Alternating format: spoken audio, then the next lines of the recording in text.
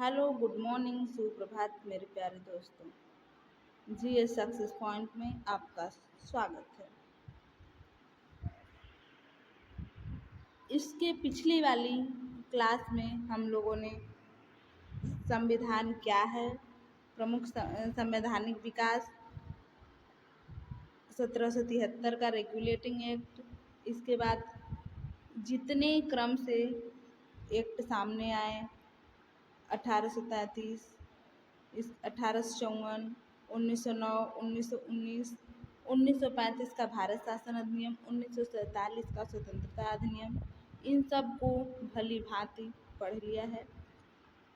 आज की क्लास में हम लोग स्वतंत्र भारत का प्रथम कैबिनेट पढ़ने वाले हैं। आइए देखते हैं। सदस्यों के नाम और इन सदस्यों को कौन सा विभाग दिया गया था, यह विभाग है। जैसे पंडित जवाहरलाल नेहरू को प्रधानमंत्री बनाया गया था। राष्ट्रमंडल व विदेशी मामले तथा वैज्ञानिक शोध, इतने काम इनके अंडर में थे। सरदार वल्लभ भाई पटेल गृह, सूचना एवं प्रसारण मंत्री थे। एन.वी. गॉडगिल को कार्य खदान तथा ऊर्जा मंत्री बनाया गया। डॉक्टर भीमराव अंबेडकर विधि मंत्री या कानून मंत्री बनाया गया था। डॉक्टर श्यामा प्रसाद मुखर्जी को उद्योग तथा आपूर्ति मंत्री और डॉक्टर राजेंद्र प्रसाद को खाद्य तथा कृषि मंत्री बनाया गया था।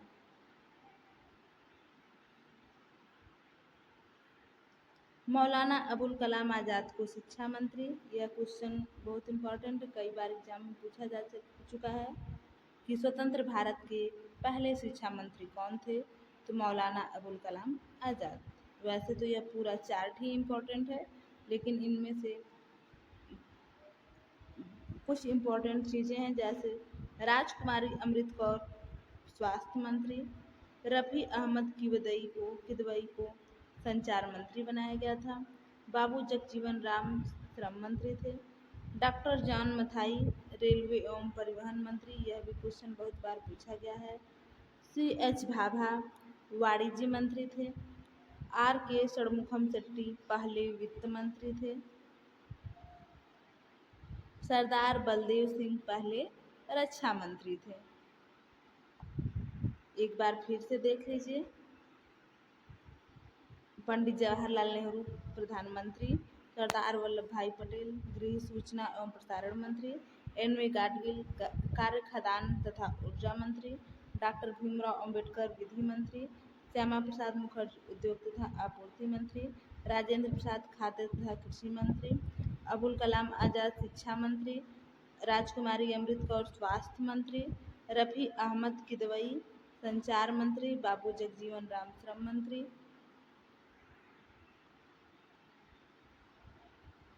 जॉन मथाई रेलवे एवं परिवहन मंत्री, C.H. भाभा वाणिज्य मंत्री, R.K. षणमुखम शेट्टी वित्त मंत्री, सरदार बलदेव सिंह रक्षा मंत्री थे। यह हमारे स्वतंत्र भारत का पहला कैबिनेट था। प्रस्तावना, प्रियम्बल। प्रस्तावना भारतीय संविधान का एक भाग है जो पंडित जवाहरलाल नेहरू ने उद्देश्य प्रस्ताव 13 दिसंबर 1946 को प्रस्तुत किया था। वहीं उद्देश्य प्रस्ताव हमारी प्रस्तावना का आधार है। इसमें संविधान के मूल उद्देश्यों को स्पष्ट किया गया है। संविधान के गौरवपूर्ण मूल्यों को संविधान की प्रस्तावना में रखा गया है। जवाहरलाल नेहरू द्वारा प्रस्तुत उद्देश्य प्रस्ताव 13 दिसंबर 1946 की प्रस्तावना का आधार बना। अभी हमने आपको बताया उद्देश्य का। हमारे साथ साथ आप भी इसको बोलिएगा और याद करिएगा।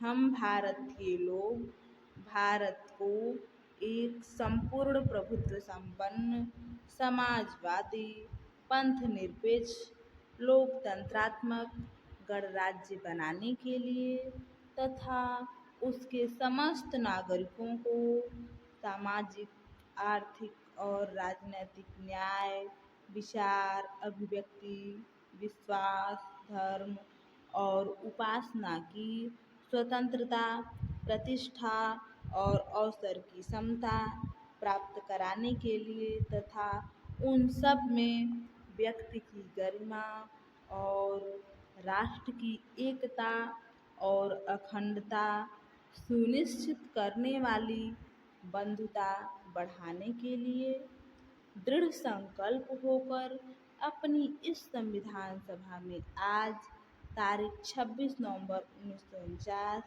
ईस्वी मिति मार्गशीर्ष शुक्ला सप्तमी संवत 2006 विक्रमी को आयतन द्वारा इस संविधान को अंगीकृत, अधिनियमित और आत्मार्पित करते हैं।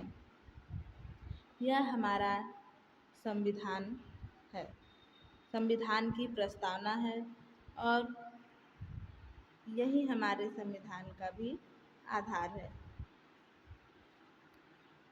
इसमें दिनांक 26 नवंबर 1949 का भी उल्लेख किया गया है। इसी दिन हमारा संविधान बनकर तैयार हुआ था और संविधान के कुछ अनुच्छेद इसी दिन लागू किए गए थे। उद्देशिका के प्रमुख बिंदु ध्यान से पढ़िएगा और ध्यान से समझिएगा, बहुत इम्पोर्टेंट पॉइंट है।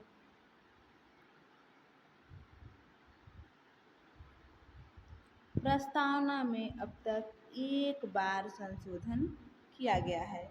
यह संशोधन 42वां संविधान संशोधन 1976 में प्रस्तावना में 3 नए शब्द जोड़े गए थे। अब तक प्रस्तावना में सिर्फ एक बार संशोधन हुआ है और इस संशोधन को 42वें संविधान संशोधन 1976 द्वारा प्रस्तावना में 3 नए शब्द जोड़े गए थे: समाजवाद, पंथ निरपेक्षता और अखंडता।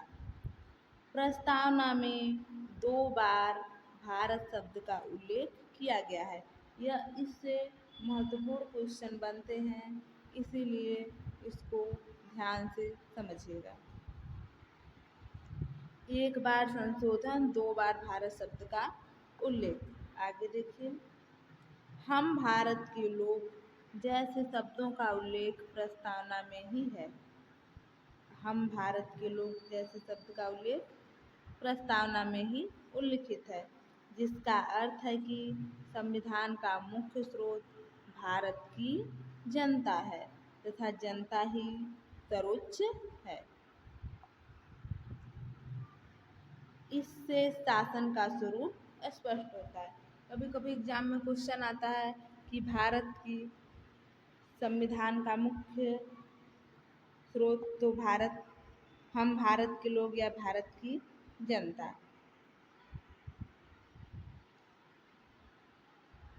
समाजवाद, इससे शासन का स्वरूप स्पष्ट होता है कि हमारे शासन में समाजवाद, पंथ निरपेक्षता, गणतंत्र और लोकतंत्र ये चीज़ें समाहित हैं। प्रस्तावना से संबंधित उद्देश्य स्पष्ट होते हैं। प्रस्तावना से संविधान के उद्देश्य स्पष्ट होते हैं। जो हमारी प्रस्तावना है, इससे संविधान के उद्देश्य स्पष्ट होते हैं। जैसे न्याय 3 प्रकार की है: सामाजिक, आर्थिक और राजनैतिक न्याय। यह एग्जाम में यह सब पूछा गया है कि कितनी प्रकार की न्याय, तो 3 प्रकार की न्याय, 5 प्रकार की स्वतंत्रता और 2 प्रकार की समता। सामाजिक, आर्थिक और राजनैतिक न्याय, विचार, अभिव्यक्ति, विश्वास, धर्म और उपासना की स्वतंत्रता, प्रतिष्ठा और अवसर की समता। इनको क्रम से ही याद कीजिए, क्योंकि कभी कभी एग्जाम में इनका क्रम बैठाने को पूछ देता है। प्रस्तावना से संविधान के लागू होने की दिनांक भी स्पष्ट होती है: 26 नवंबर 1949। अभी हमने आपको बताया था। प्रस्तावना में बंधुता शब्द का भी उल्लेख है। प्रस्तावना में निम्नलिखित शब्दों का भी उल्लेख है, जैसे अंगीकृत करना मतलब संविधान को स्वीकार करना। अधिनियमित करना मतलब संविधान को लागू करना। आत्मार्पित करना मतलब स्वयं को संविधान को सौंप देना। यह चीज़ें भी संविधान की प्रस्तावना में उल्लिखित हैं। प्रस्तावना से संबंधित कथन। ठाकुर दास भार्गव ने कहा था, इन्होंने प्रस्तावना को संविधान की आत्मा कहा है। ठाकुर दास भार्गव ने प्रस्तावना को संविधान की आत्मा कहा है। अर्नेस्ट बर्कर, इन्होंने प्रस्तावना को संविधान का मुख्य बिंदु कहा। के.एम. मुंशी, इन्होंने प्रस्तावना को राजनीतिक जन्म कुंडली कहा है। नानी पालकीवाला, इन्होंने प्रस्तावना को भारतीय संविधान का परिचय पत्र कहा है। मतलब परिचय पत्र मतलब जानने वाला। भारतीय संविधान के विदेशी स्रोत। भारतीय संविधान में अन्य देशों से ग्रहण किए गए कुछ प्रमुख प्रावधान इस प्रकार हैं। हमारा भारतीय संविधान, जैसा कि हमने आपको बताया था पहले ही, कि 60 देशों के संविधान को देखकर, पढ़कर, समझकर तब हमारा संविधान बनाया गया है। तो इसमें ब्रिटेन से कुछ चीज़ें एक्सेप्ट की गई हैं, जिसमें संसदीय शासन प्रणाली, विधि का शासन, विधायी प्रक्रिया, एकल नागरिकता, मंत्रिमंडल प्रणाली, परमाधिकार लेख, संसदीय विशेषाधिकार तथा द्विसदनीय व्यवस्था, इतनी सारी चीज़ें हमारे भारतीय संविधान में ब्रिटेन से ली गई हैं। दूसरा है संयुक्त राज्य अमेरिका। यहाँ से भी मुख्य चीज़ें ली गई हैं, जिसमें मूल अधिकार, न्यायपालिका की स्वतंत्रता, न्यायिक पुनरावलोकन का सिद्धांत, उपराष्ट्रपति का पद, उच्चतम न्यायालय और उच्च न्यायालय के न्यायाधीशों को पद से हटाना और राष्ट्रपति पर महाभियोग। यह सब चीज़ें संयुक्त राज्य अमेरिका के संविधान से ली गई हैं। आयरलैंड से राज्य के नीति निर्देशक तत्व, राष्ट्रपति का निर्वाचन प्रणाली, राज्यसभा के सदस्यों का मनोनयन लिया गया है। जर्मनी से आपातकाल के समय मूल अधिकारों का स्थगन। फ्रांस से गणतंत्रात्मक और प्रस्तावना में स्वतंत्रता, समता व बंधुत्व को लिया गया है। कनाडा से सशक्त केंद्र, अर्धसंघात्मक सरकार, अवशिष्ट शक्तियाँ और राज्यपालों की नियुक्ति कनाडा से लिया गया है। ऑस्ट्रेलिया से प्रस्तावना, हमारा प्रस्तावना ऑस्ट्रेलिया से लिया गया है। समवर्ती सूची का प्रावधान, केंद्र व राज्यों के बीच शक्तियों का विभाजन। सोवियत संघ से मूल कर्तव्य, प्रस्तावना में न्याय का आदर्श, यह सब सोवियत संघ से लिया गया है। जापान से विधि द्वारा स्थापित प्रक्रिया और साउथ अफ्रीका से संविधान संशोधन की प्रक्रिया, राज्यसभा में सदस्यों का निर्वाचन, यह सब साउथ अफ्रीका के संविधान से लिया गया है। अब हम लोग समझेंगे संवैधानिक विशेषताएं। भारतीय संविधान विश्व का अनूठा संविधान है। इसकी अनेक ऐसी विशेषताएं हैं जो इसे विश्व के अन्य संविधानों से अलग करती हैं, जो निम्नलिखित हैं। विश्व का अनूठा संविधान, इसकी अनेक ऐसी विशेषताएं हैं जो विश्व के अन्य संविधानों से अलग करती हैं। तो आइए इसकी विशेषताएं देखते हैं। विश्व का सबसे बड़ा संविधान भारत का संविधान है और संघात्मक व्यवस्था, एकल नागरिकता, संसदात्मक व्यवस्था, न्यायपालिका की स्वतंत्रता, वयस्क मताधिकार, मौलिक अधिकार, नीति निर्देशक तत्व, पंथ निरपेक्ष राज्य, एकात्मक व संघात्मक तत्वों का अद्भुत संयोग, कठोरता व लचीलेपन का मिश्रण, आपातकालीन उपबंध, लोक कल्याणकारी राज्य की स्थापना का आदर्श, अल्पसंख्यक एवं पिछड़े वर्गों के कल्याण की विशेष व्यवस्था, विश्व शांति का समर्थक, वसुधैव कुटुंबकम का सिद्धांत। यह सब चीज़ें ऐसी चीज़ें हैं जो हमारे संविधान को विश्व में एक अलग ही स्थान में दिलाती हैं।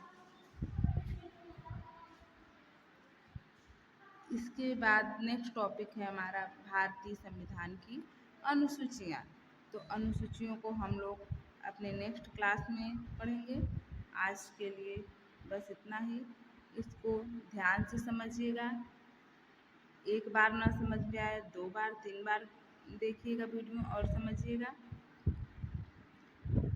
याद कर लीजिएगा। खुश रहिए, मस्त रहिए। क्लास कैसी लगी हमें कमेंट बॉक्स में कमेंट कर अवश्य बताएं। धन्यवाद।